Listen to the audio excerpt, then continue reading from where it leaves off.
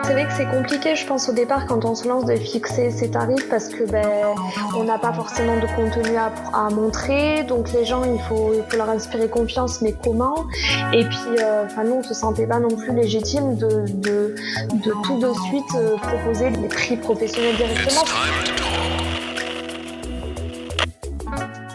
Bonjour à tous, je suis Lisa et vous écoutez Salted Lemon Talk, le podcast qui retrace des parcours de vie et qui vous encouragera dans la réalisation de vos projets. Aujourd'hui, on va parler d'un sujet un peu tabou, l'argent. Quand on lance son entreprise, une des premières questions que l'on a, c'est quel tarif appliquer. Et surtout au début, ça peut être un peu difficile d'assumer sa légitimité. Alors pour en discuter, je reçois les photographes Célie et Chris de Bel Esprit, qui vont nous partager comment ils sont parvenus à dépasser ce syndrome de l'imposteur et à poser la juste valeur sur leur savoir-faire. Bienvenue Célie et Chris, je suis vraiment ravie de vous accueillir sur mon podcast. Vous faites partie de ces amis qui inspirent. Franchement, j'aime trop ce que vous faites, votre travail, vos photos, votre style. J'aime vraiment beaucoup. Et c'est vrai que moi, ce qui m'inspire, c'est que vous êtes vraiment passionnés et ça se voit dans votre travail. Donc voilà, est-ce que vous voulez bien vous présenter et puis raconter un peu l'histoire de Bel Esprit, comment ça a démarré? Ouais. Oui, merci Lisa, en tout cas de nous inviter sur ton blog, sur tes podcasts, ça nous fait trop plaisir et merci du coup pour la petite pour ce que tu viens de nous dire, ça fait chaud au cœur. Et du coup pour se présenter, moi je suis Célie, j'ai 25 ans. Et donc moi Christopher, 26 ans. Et donc on a créé Bel Esprit en 2018. Le même année où on s'est mariés. D'accord. Et du coup on a créé ça en fait, pour la petite histoire, c'est Célie qui avait commencé le projet toute seule, à faire des photos de mariage. D'accord. Et un peu de couple. Elle faisait ça un peu officieusement avec des amis et tout ça. Ouais. Et c'est moi qui l'ai un peu poussé au départ à entreprendre de créer une entreprise pour que ça soit plus flexible. Enfin, c'est plus rassurant pour tout le monde. Toi, Célie, tu n'y avais pas du tout pensé à te lancer? Pas du tout. Alors ça faisait longtemps que beaucoup d'amis me posaient la question, est-ce que tu voudrais en vivre? Je leur répondais à chaque fois non, certainement pas, par crainte, je pense effectivement. Et puis c'est vrai qu'un jour Chris il est arrivé en m'ayant créé une identité visuelle et un site web, des cartes de visite, en me disant voilà, maintenant c'est ton entreprise. Chris, t'as fait tout ça avant d'en parler à Célie. T'as fait son logo et tout. Ouais, je me suis dit que ça lui ferait plaisir parce que je sais qu'elle elle aurait eu trop peur de le faire elle-même, je pense. Ça l'aurait stressé, elle aurait mis ça de côté. Oui, totalement. Moi, je m'y serais jamais lancée si Chris m'avait pas poussée au départ. Ouais. Et puis c'est vrai qu'après nous on a toujours été passionnés de photos depuis longtemps, même avant qu'on se rencontre.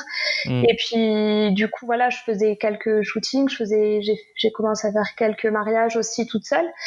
Et un jour, il a eu envie de tester aussi, de m'accompagner sur un mariage. Et en fait, on s'est rendu compte que c'était quand même,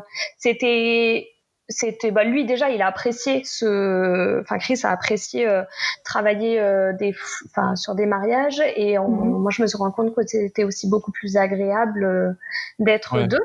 Du coup, c'est final, comme ça. La période, toi toute seule, ça n'a pas duré super longtemps. Non. Parce que je lui avais imprimé 500 cartes de visite et elle en utilise à peu près 30. Donc voilà, mais non, après, du coup, c'est quand même. On a rapidement dévié sur l'idée d'être à deux. Ouais. Parce que on trouvait que c'était. Enfin, déjà, c'était un vrai plus pour les mariés et puis surtout, c'était très agréable pour nous deux.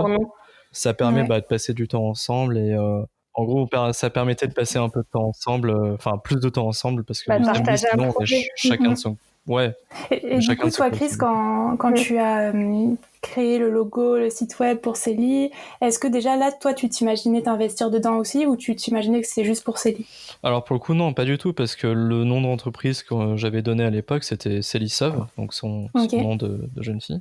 Ouais. Et non, il n'y avait pas de. Moi, j'avais pas spécialement. Réfléchi à cette solution-là, quoi.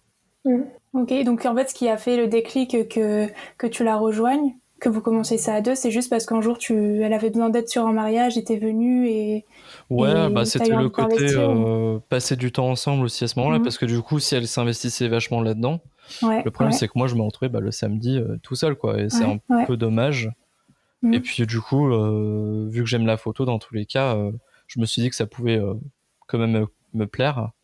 Moi j'avais jamais fait trop d'humains avant, photo, portrait, tout ça avant, donc ça m'a permis de tester, et puis je me suis rendu compte que c'était quand même assez cool, on passait des bons moments ensemble, et puis voilà. D'accord. C'est comme ça qu'a été créé Bel Esprit. Voilà. Et pourquoi Bel Esprit?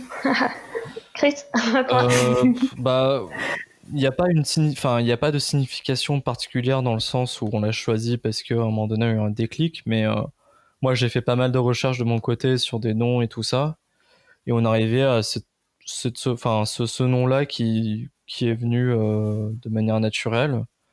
Okay. On voulait représenter un peu l'esprit et la beauté de ce qui se passe quand il y a deux personnes qui s'aiment et qui sont ensemble, et etc., quoi. Donc c'était vraiment montrer ce côté-là. D'accord. L'idée de retranscrire vraiment qui sont les personnes en photo, retranscrire un peu leur esprit, entre guillemets, si on peut dire ça. C'est venu un peu de cette réflexion-là, finalement. Okay. Et puis on trouvait qu'après ça sonnait bien, Bel Esprit. Alors voilà. C'est vrai, c'est bien.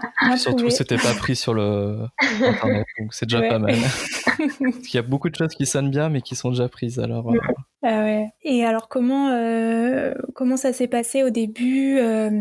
Par exemple, moi quand j'ai commencé Salted Lemon, donc mon agence de communication, une des premières questions que je me suis posée, c'est ok, qu'est-ce que je fais comme prix? Et c'est vrai que pour moi ça a été un peu difficile. Je me suis posé pas mal de questions parce que je me suis dit ok, c'est quoi en fait la valeur de mon travail, c'est quoi la valeur de mon savoir-faire, parce que c'est pas comme quand c'est un service un peu comme vous, la photographie, moi le graphisme, c'est pas genre un produit que tu as, tu sais combien tu l'achètes, tu sais ce que tu y rajoutes et combien tu dois le vendre. Et du coup, moi, ça, c'est quelque chose qui, ça a été difficile pour moi. D'ailleurs, vous avez eu l'occasion de le lire, je crois. Oui. J'ai écrit plusieurs articles à ce sujet-là dans mon blog, où en fait, je questionne ça, qu'est-ce que c'est la valeur de son travail, ou même quelle est la perception de l'autre sur la valeur de mon travail, et questionner un peu, ma légitimité. Est-ce que si je fais ces prix-là, est-ce que je vais trouver des clients, ils vont pas vouloir me servir trop cher, et donc vous, c'est quoi votre approche par rapport à ça? Alors au début c'était assez difficile, enfin j'imagine comme la plupart des personnes, parce que au début t'as pas d'expérience, tu te lances dans un truc, tu sais pas trop faire, enfin t'apprends un peu sur le tas. En tout cas nous c'est ce qui est arrivé, parce qu'on n'est pas on n'a pas été formé dans la photo, et plus particulièrement dans le mariage, donc c'est des choses qu'on a appris sur le tas. Et du coup au début on essaye des choses, on met des prix, et puis en fait le truc un peu compliqué au départ en plus de ça, c'est que souvent on fait des mariages d'amis. Et le problème, c'est que c'est encore plus difficile de mettre un prix, parce que on veut pas les faire payer trop cher, parce que c'est pas le but, et qu'en plus on s'y connaît pas. Donc en fait, il y a plein de choses qui sont prises en compte. Célie, si tu veux en parler un peu. Oui, non, c'est vrai que c'est compliqué, je pense, au départ, quand on se lance, de fixer ses tarifs, parce que on n'a pas forcément de contenu à montrer, donc les gens, il faut leur inspirer confiance, mais comment?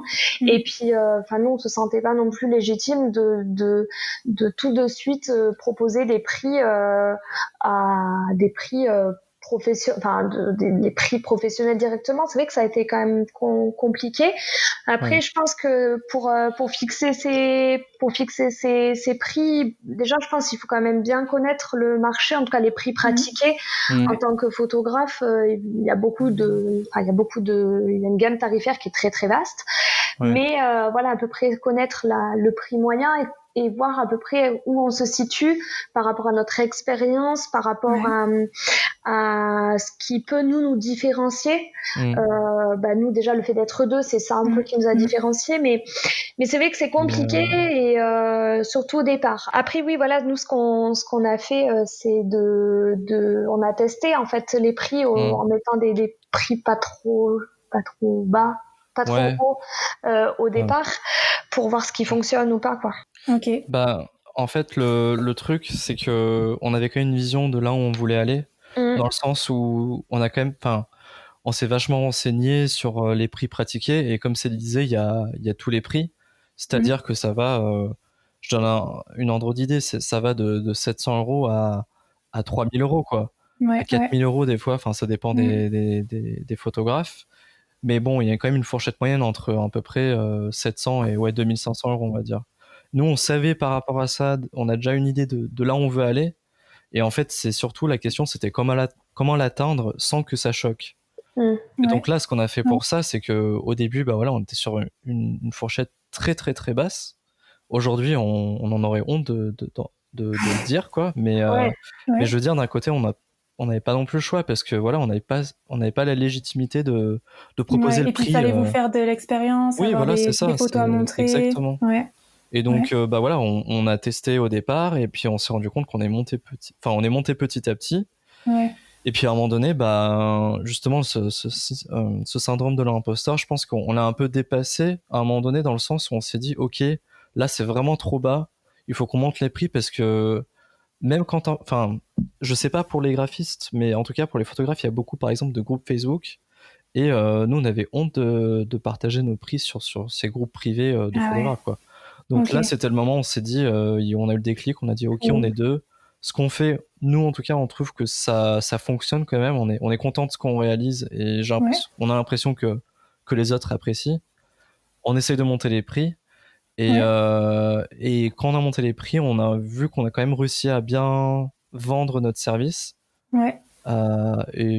Et je pense qu'à partir de là, déjà, on était plus en confiance. Ouais, en fait, c'est au début, quand on a peur de mettre les vrais prix auxquels on croit, par peur de pas avoir des clients. En fait, c'est pas vrai, parce que quand tu les montes, t'as des clients, mais c'est pas forcément les mêmes. Et au final, c'est peut-être des clients qui sont plus en accord avec les projets qui t'intéressent, quoi. Mais complètement. En fait, c'est ce qu'on se disait.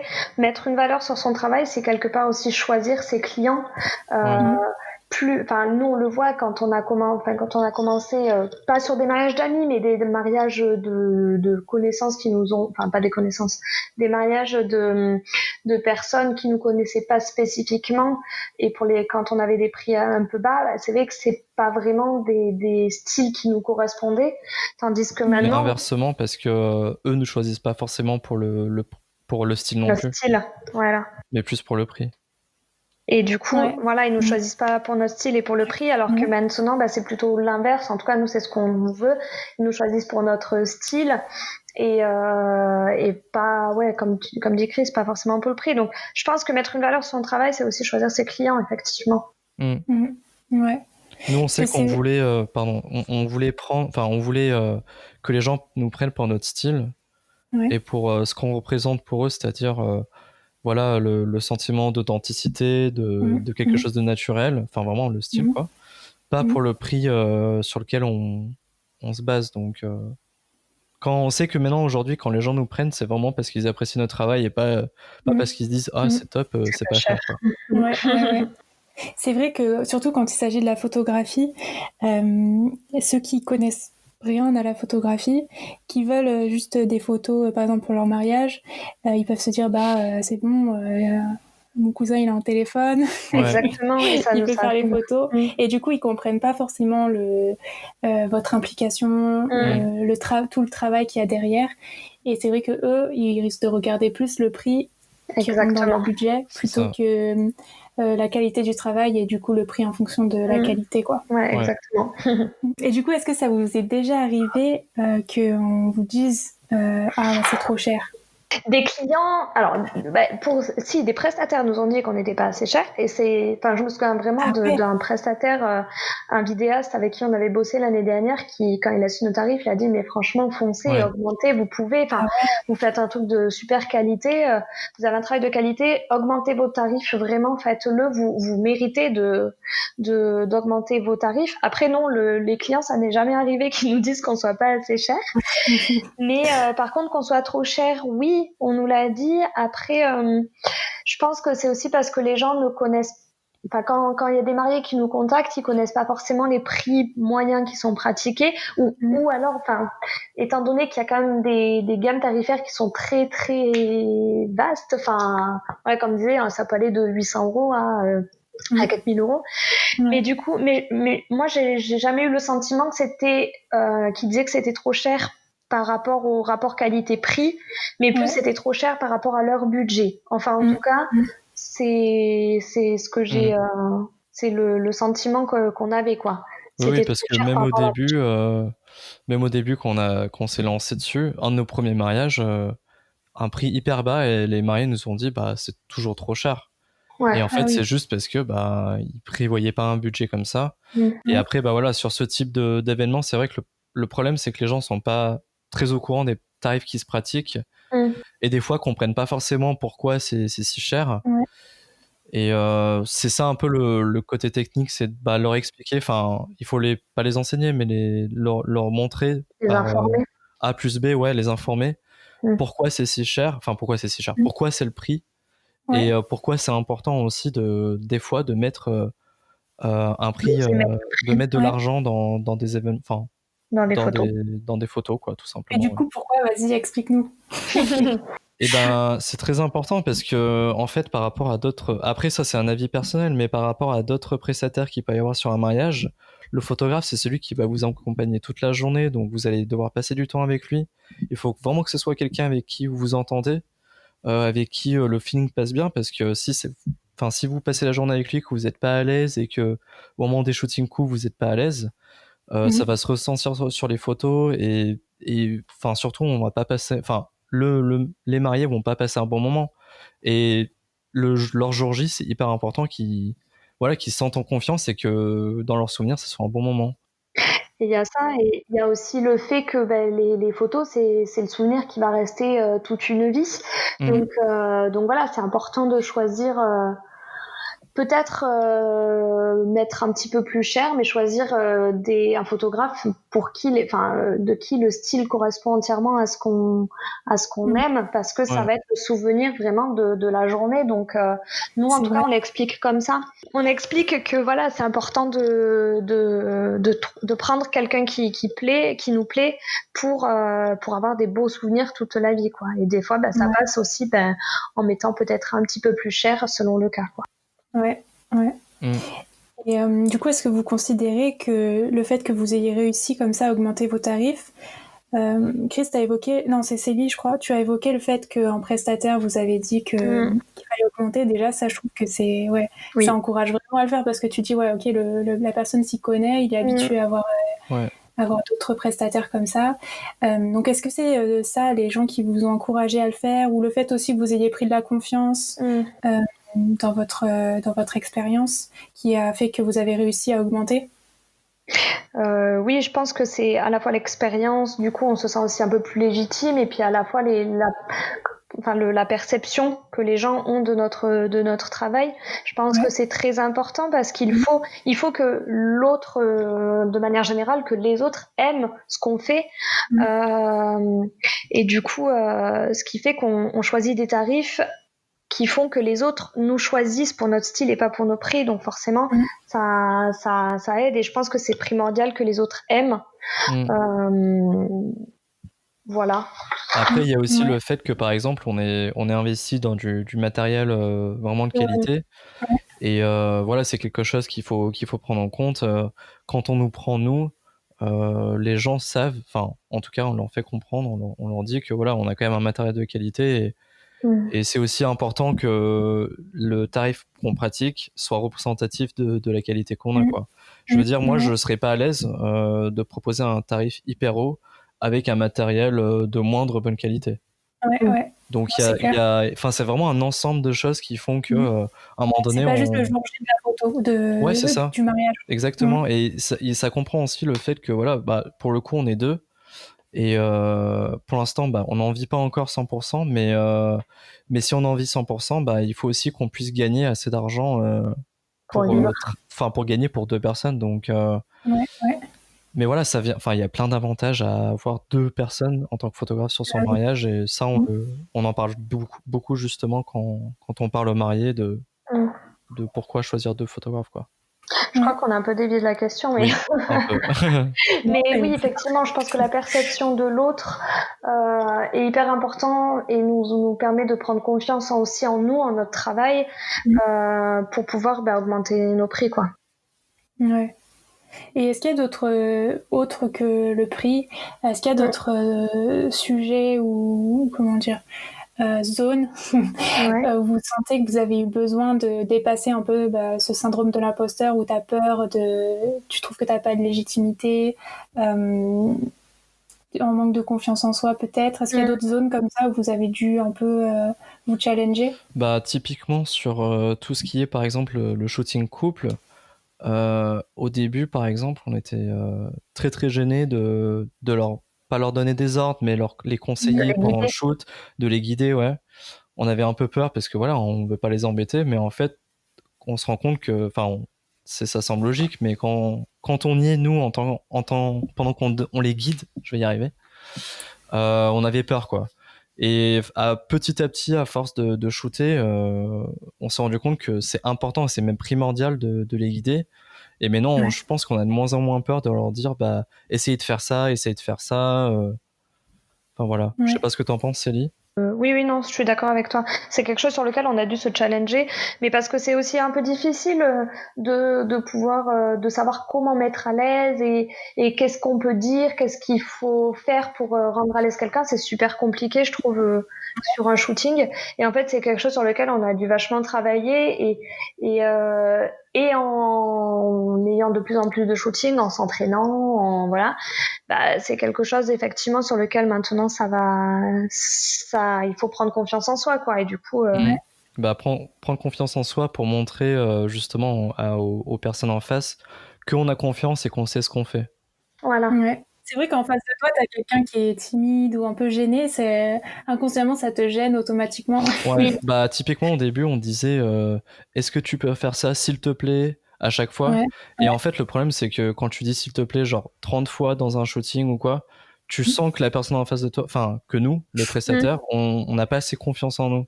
Donc maintenant on dit pas forcément s'il te plaît, après on le dit d'une manière gentille, on dit essaye de faire ça, on peut tenter ça, mais voilà, on arrête les s'il te plaît, on montre qu'on a confiance dans ce qu'on fait, tout en restant bien sûr respectueux et gentil, et le but c'est justement de les mettre en confiance, donc toujours dans le positif, quoi. Ouais. Et du coup, c'est pas dur aussi quand t'es sur un mariage, c'est pas un mariage d'amis, tu connais personne, d'être là à prendre tout le monde en photo, ça peut être un peu gênant aussi de trouver un peu une place de discret tout en essayant de capturer les moments. Alors moi je parlais pour moi, mais je pense que Chris c'est peut-être pareil, mais moi, ça nous dérange pas. Après l'avantage c'est qu'on arrive, déjà les mariés, on établit une relation de confiance avec eux, donc déjà voilà, on arrive sur les mariages, les mariés on les connaît. Et on arrive souvent lors des préparations où il y a la famille, où il y a les témoins. Donc là, on établit aussi une autre relation avec la famille. Et puis après, je pense que sur la journée, voilà, il faut être spontané. Quand on est je pense en tant que photographe, on est entier, on vient avec notre personnalité et voilà.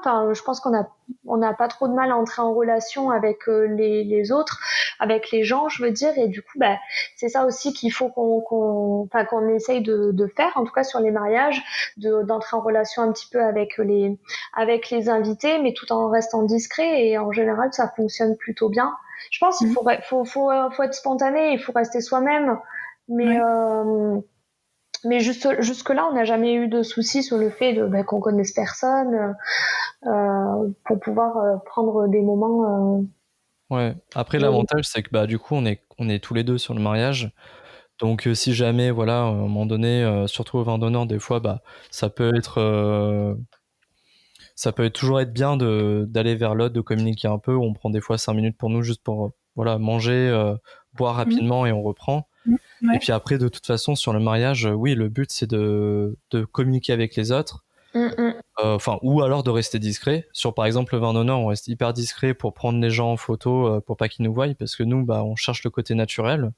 Ouais. Et après, comme Célie disait, sur le reste du mariage, notamment les préparatifs, on communique avec toute la famille, enfin tous les gens qui sont autour des mariés, pour justement établir une relation de confiance et non, enfin moi ça n'a jamais été non plus un blocage d'avoir peur de connaître personne. Oui, en fait, pour être photographe, faut pas être timide, quoi. C'est possible d'être timide. Enfin, nous, par exemple, notre photographe pour notre mariage, était hyper timide. Ouais. Après, je pense qu'il n'y a pas de bonne ou de mauvaise personnalité. Tu peux être timide, après, c'est vrai que ça peut être plus agréable quand tu peux entrer en relation avec les gens, mais la priorité, c'est de pouvoir avoir le feeling avec les mariés. En tout cas, je pense que c'est le plus important. Oui. Ouais. Après, c'est sûr que c'est toujours mieux de savoir communiquer avec les autres. C'est important parce que du coup, ça permet des fois que les gens viennent nous aider. S'il y a des moments, c'est un peu compliqué. Sur par exemple les photos de groupe, quand il faut avoir quelqu'un qui appelle les gens, il faut pas non plus avoir peur, nous, en tant que photographe, de dire viens m'aider, j'ai besoin de quelqu'un pour appeler les gens ou des choses comme ça. Donc après, c'est important de savoir communiquer. Je pense que nous, on a su trouver le bon entre-deux entre savoir rester discret et tout en communiquant avec les gens autour de nous, quoi. Ouais. Et c'est quoi qui vous plaît le plus là parce que vous faites des photos de mariage, vous faites des photos de couple autres que mariage, des photos de famille. C'est quoi qui vous passionne en fait dans ça? C'est-à-dire? C'est quoi qui vous plaît le plus? Qu'est-ce que vous essayez de retranscrire dans vos photos? L'amour. Non, mais c'est vrai, quand on regarde entre un mariage, des photos de couple, des photos de famille, etc., c'est toujours l'amour qui est au centre du truc, et c'est vraiment, enfin, c'est un peu cliché ce que je dis, mais grosso modo, c'est un peu ça, c'est que c'est l'émotion, c'est ce que les gens peuvent ressentir les uns pour les autres, c'est l'intimité, c'est tout ça en fait, tous ces sentiments positifs. Ouais, moi, si j'aurais plutôt dit du coup l'amour, oui, mais avant tout l'authenticité. Je pense que c'est le mot et les émotions. Ouais. Nous, ce qu'on veut montrer, c'est les émotions brutes, quoi. Montrer la vérité dans ce qui se passe. Et après, comme on disait, dans un shooting couple, on va guider les gens, mais comme on leur dit à chaque fois, c'est eux qui font ce qu'ils veulent dans la finalité. Nous, on peut leur dire, collez-vous un petit peu, mais par contre, c'est eux qui bougent les bras comme ils veulent, ils peuvent se parler, enfin voilà, ils vivent leur truc, et nous, on est là pour retranscrire en photo. Donc, l'authenticité, les émotions. Ouais, c'est vrai que ça se voit dans vos photos, que c'est toujours naturel, comme si vous avez capturé en instant, sans qu'on sache que vous étiez là. C'est ça. En tout cas, c'est ce qu'on essaie de faire, ouais. Ah, super. Et du coup, on parlait tout à l'heure que vous faites beaucoup aussi pour vos amis et votre famille. Est-ce que qu'est-ce que ça représente comme challenge de travailler pour sa famille ou pour ses amis? Nous, on aime bien. Enfin, c'est vrai que c'est quelque chose qu'on apprécie parce que c'est un moment agréable qu'on passe avec notre famille ou nos amis qu'on a en face. Disons que c'est un moment aussi différent qu'on passe avec eux parce que, on n'a pas tous les jours l'occasion de voir les gens qui se prennent dans les bras et qui prennent du temps pour eux, entre guillemets, devant d'autres gens. Enfin, nous, on l'a remarqué avec plein de couples avec qui on a fait, d'amis couples avec qui on l'a fait. C'est on vit des choses qu'on n'avait jamais vues avant avec eux, quoi.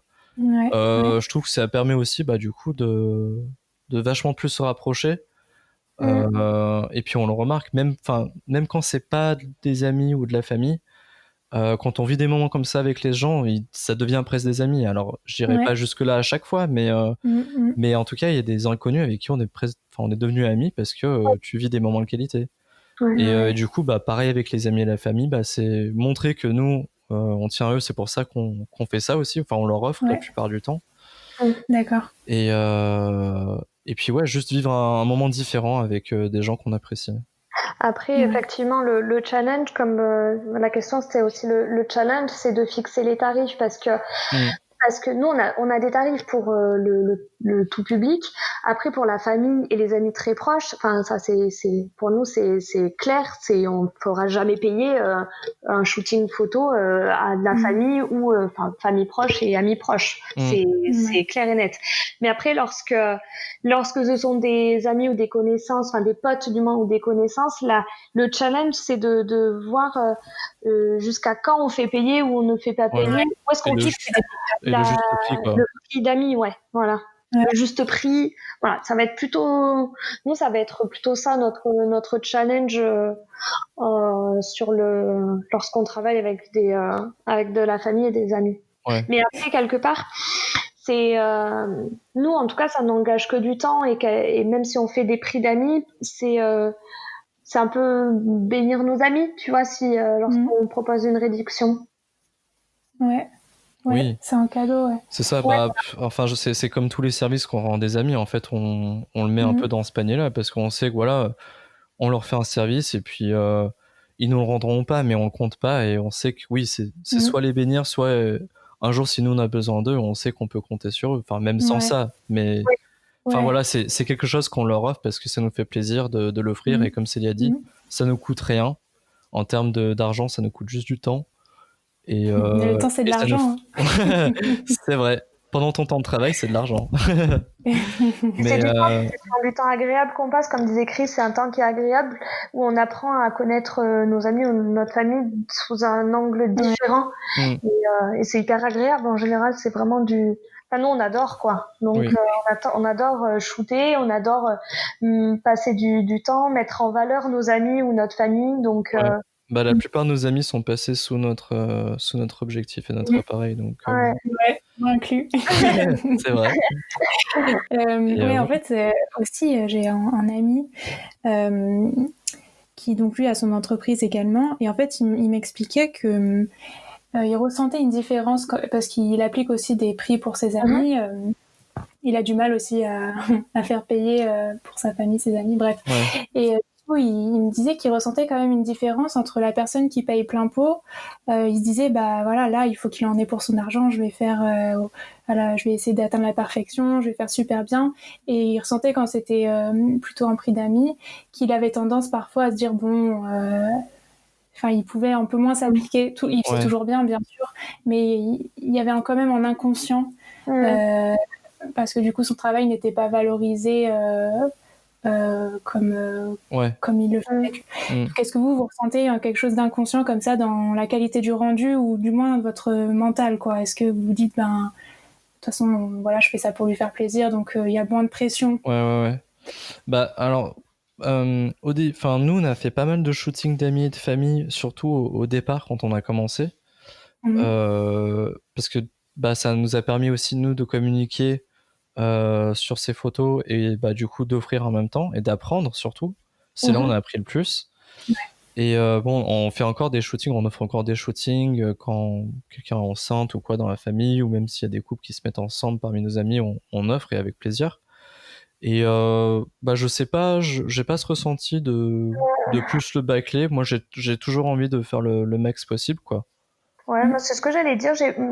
En tout cas, j'ai pas l'impression d'avoir ce sentiment-là, parce que au contraire, j'ai tellement envie de faire plaisir que j'ai pas le sentiment, en tout cas, de moins bien faire ou d'être un petit peu moins attentive aux retouches que je peux apporter, etc.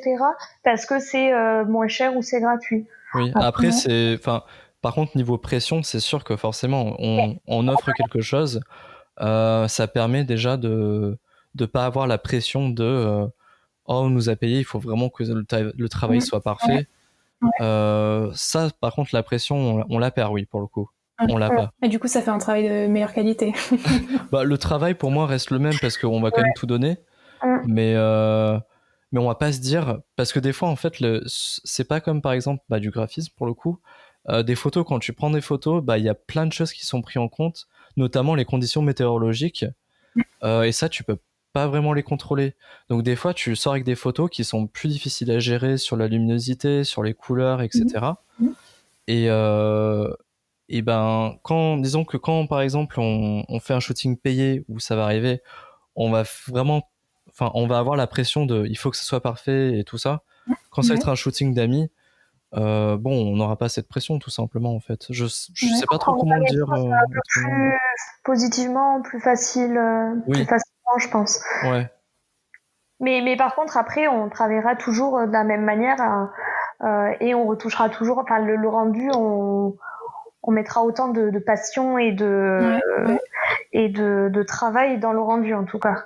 Est-ce que c'est pas aussi parce que vous faites pas de la photographie pour l'argent, Ouais. parce que vous avez tous les deux un emploi à côté?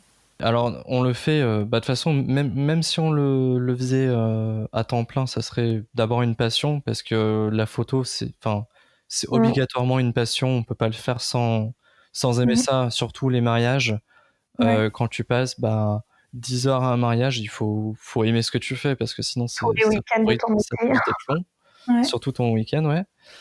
Et nous, non, même, enfin, on le prend comme, on travaille tout autant que si on faisait juste ça comme métier. Enfin, je veux dire, on met le temps nécessaire pour que ce qu'on fait nous plaît et plaise aux autres ensuite. Ouais, en fait, je pense qu'effectivement, c'est pas parce qu'on travaille la semaine et que la photo n'est pas notre gagne-pain principal que on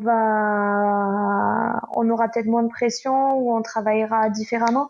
Je pense qu'en fait, pour nous, ce qui est important, c'est de satisfaire les personnes que l'on shoot, que ça soit pour un mariage, que ce soit pour des shootings, ou que la famille, les amis, des clients inconnus, peu importe. Pour nous, c'est plus important que les personnes soient satisfaites parce que ça va aussi nous satisfaire et ça va nous renforcer la confiance qu'on a aussi dans notre travail, je pense. Donc, après, certainement que la pression est différente parce qu'effectivement, on n'a pas cette pression de se dire purée, il faut qu'on bosse beaucoup pour pouvoir vivre. Donc la pression est différente, mais en tout cas, je pense pas que que c'est un impact sur l'investissement qu'on y met, quoi. Enfin, en tout cas, je n'ai pas l'impression. Non, nous, le plus important, c'est vraiment que les personnes en face, que le client soit heureux de ce qu'on a produit. Parce que c'est comme ça, enfin, ça, c'est le meilleur moyen de communication dans une entreprise, surtout la photo. C'est que la personne en face soit contente et qu'elle puisse parler de nous à d'autres personnes. Ah bah oui. C'est, enfin, non seulement la communication, mais c'est surtout pour que les personnes soient contentes, quoi. Enfin, moi, j'ai pas envie de bâcler mon travail en me disant, oh, c'est pas grave, je gagne assez à côté. S'ils me reprennent pas la prochaine fois, je m'en fiche.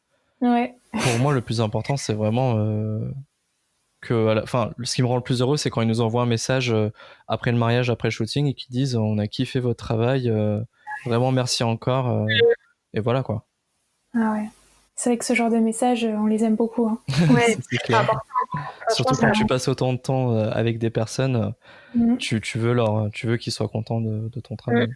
Oui, puis c'est important d'avoir des retours et surtout, c'est agréable quand c'est des retours positifs. Ça nous donne toujours plus confiance en nous, quoi.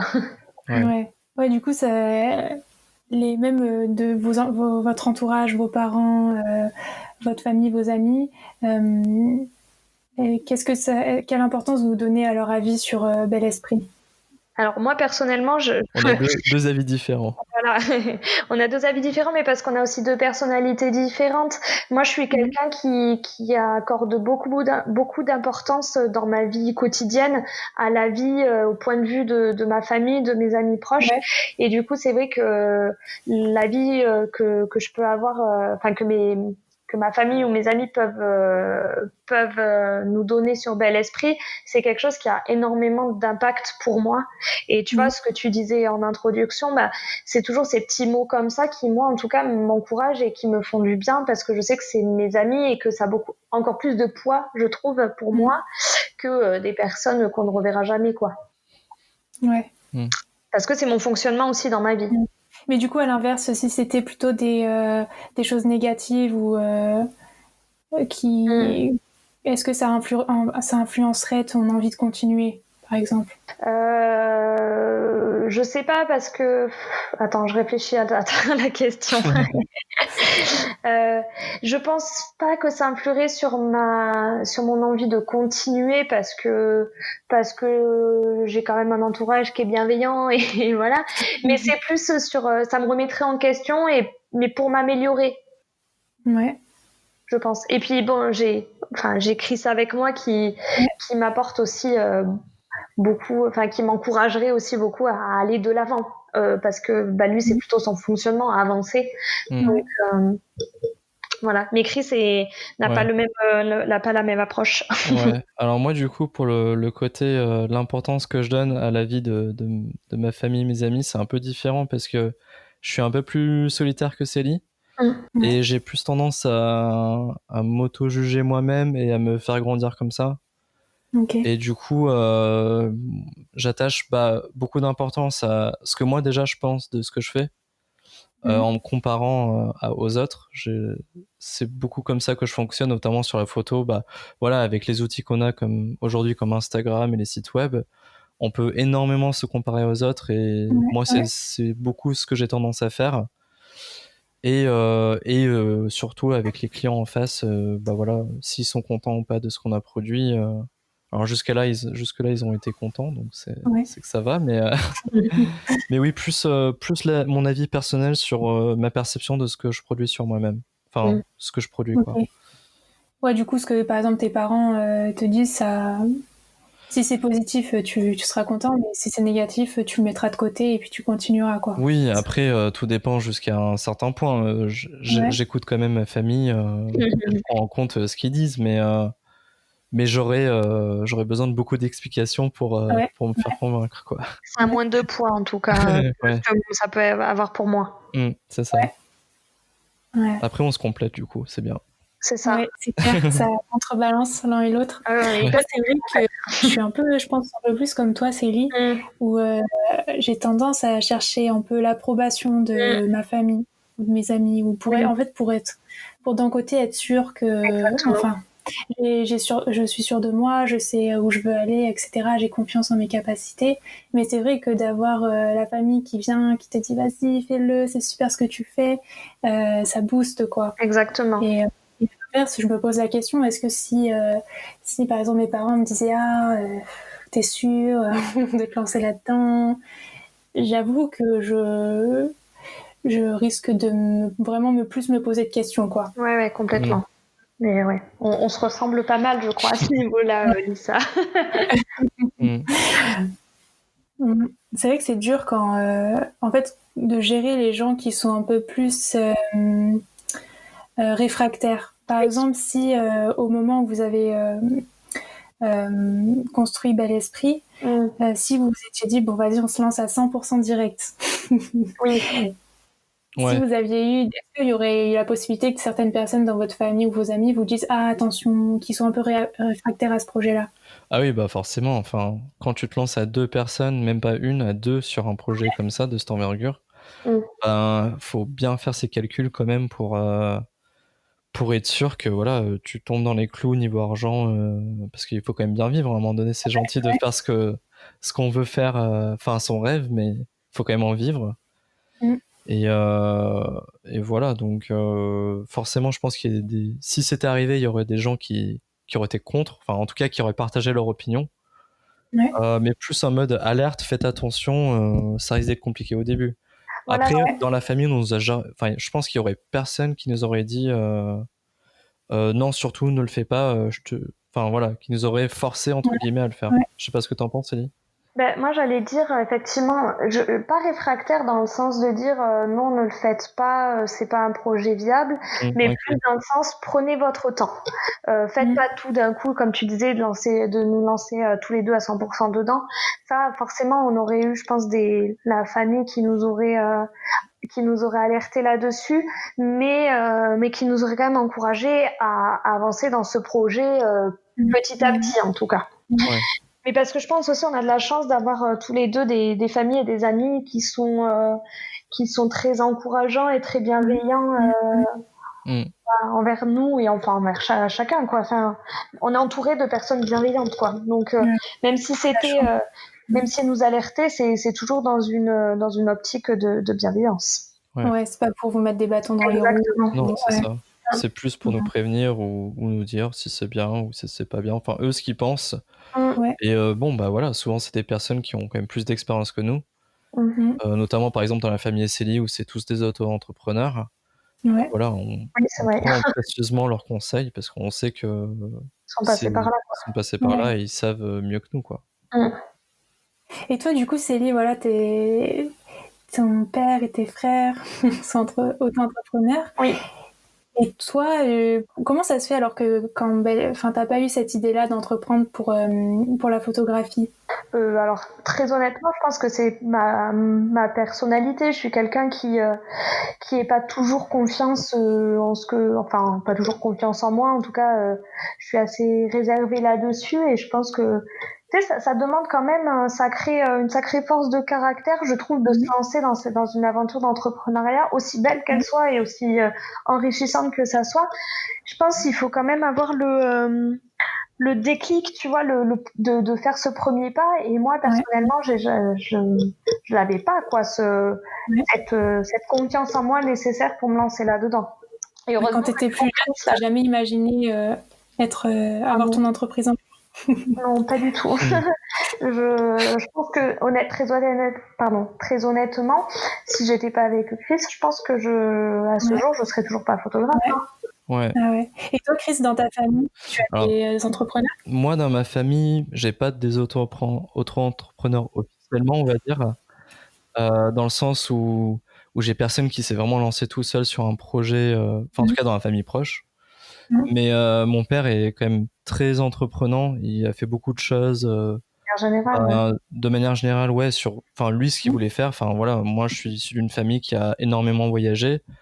Et je pense que ça montre aussi ce côté entrepreneur. Et moi, je pense que j'ai hérité aussi de ça de mon père. Et du coup, j'ai ce côté toujours vouloir faire quelque chose, toujours des nouvelles idées. Mais comme Célie, moi, j'aurais pas pu me lancer, je pense, tout seul dans le monde du photographe de mariage parce que je pense que j'ai aussi un caractère qui est pas forcément comment dire, je pense qu'en tout cas à deux avec Célie on se complète vachement sur ce côté-là. Moi j'ai le côté entrepreneur avec les nouvelles idées et Célie elle est plutôt sur le côté sociable. Je pense que ça s'entend, elle est beaucoup plus douce que moi sur comment elle explique les choses et du coup on se complète à ce niveau-là, quoi. Ouais, du coup, ça marche bien, alors travailler en couple. C'est ça. Pour vous. Pour nous, ça marche vraiment bien. Ouais. Il n'y a pas des petits challenges quand même? Des désaccords? Franchement, un des seuls points négatifs qu'on a pu trouver, c'est des fois on a du mal à trouver la limite entre l'entreprise et la vie perso parce que c'est quelque chose que l'on vit au quotidien. On retouche beaucoup nos photos sur notre temps libre vu que la journée on travaille. Donc du coup le perso en prend parfois un peu un coup et c'est un peu parfois aussi difficile de lâcher du lest, donc ça peut parfois créer des tensions effectivement dans le couple, mais en fait après comme on disait finalement c'est positif parce que c'est hyper formateur pour notre couple parce que on apprend toujours plus à communiquer, à s'adapter, à faire des compromis. Donc même s'il y a des points négatifs sur les tensions qu'il peut avoir, mais finalement c'est toujours une expérience positive parce que ça apprend à mieux communiquer dans notre couple, tu vois. Donc ouais, pour moi c'est le seul point qui pourrait être un peu négatif, c'est la limite entre l'entreprise et notre vie perso, nos autres projets, tu vois. Ouais, c'est ça, c'est toujours trouver l'entre-deux entre est-ce que ce soir par exemple on passe une soirée à retoucher des photos ou est-ce qu'on passe une soirée ensemble. Et on ressent beaucoup, typiquement dans la période des mariages, qui est juillet, août, septembre, où là forcément on passe, on essaye de trouver quand même, par exemple une fois par semaine, un moment de qualité ensemble, où on n'y pense pas, on réfléchit pas à ça, parce que sinon on pas du tout de photos ce soir-là. Et parce que sinon on passerait en effet tout notre temps à retoucher des photos. Donc ça c'est le gros point négatif. Après, d'un côté aussi, c'est ironique parce que le samedi, du coup, on le passe quand même ensemble. Alors que s'il n'y en avait qu'un qui serait photographe, on le passerait pas ensemble. Oui. Donc ça permet quand même de passer par exemple du temps, même en travail, ensemble. Et ça, c'est le point positif qui rattrape le point négatif. Ouais, c'est bien que vous ayez réussi à trouver ce petit compromis, ce petit équilibre plutôt, et arriver à vous dire ok, là j'ai besoin qu'on ait entente tous les deux parce qu'on travaille trop. Là c'est bien de réussir à faire ça. Mais bon, après, c'est vrai que dans l'ensemble, c'est beaucoup plus positif que négatif. Comme il disait, on est vachement complémentaires. Ça nous fait un projet en commun, on passe du temps ensemble. Et puis, ce qui est important aussi, c'est que du coup, on comprend l'autre dans les doutes qu'il traverse. Et on se soutient. On se soutient beaucoup mutuellement parce qu'on sait ce par quoi l'autre est en train de passer. Quand il y a des doutes, il y a de la colère parce qu'on n'arrive pas à retoucher la photo ou voilà, ce genre de choses. Donc, et puis il y a beaucoup moins de stress aussi dans les événements. On est photographe, c'est toujours moins stressant qu'un photographe. On court beaucoup moins qu'un photographe tout seul qui doit faire 2 préparatifs, qui ensuite doit faire les photos de groupe plus le vin d'honneur. Enfin voilà, nous on sépare pas mal de choses. Vu qu'on est 2, et du coup ça nous permet de prendre le temps avec les mariés, donc déjà eux de ne pas les stresser, et nous de pas stresser de notre côté parce qu'on sait que l'autre il gère le marié ou la mariée, et voilà quoi. Vous faites confiance quoi. Oui. Clairement. Oui. La base de toute relation. C'est ça. Ok. Et du coup, si vous aviez une pincée de sel à donner à ceux qui nous écoutent, qu'est-ce que ce serait ? Quand on est entrepreneur, on est entier, on y va avec sa personnalité, et c'est important de rester soi-même, de rester positif avec les clients qu'on a en face de manière à créer un lien de confiance et d'inspirer confiance. Ouais, on en a parlé un peu tout à l'heure justement de mettre en confiance les gens pour qu'ils nous fassent confiance. Et du coup, c'est un peu ce qu'on voulait apporter sur ce podcast, c'est vraiment rester positif avec les clients, comme Céline disait. Et ça permet vraiment, quand on est positif, les gens, ils ont tendance s'ils ont une question, déjà à venir nous voir, pas à le garder pour eux, mais à partager leurs doutes. Et justement, nous, on est hyper heureux de les aider parce que le mariage la photo de manière générale, ça peut être stressant. Le mariage, ça peut être hyper stressant.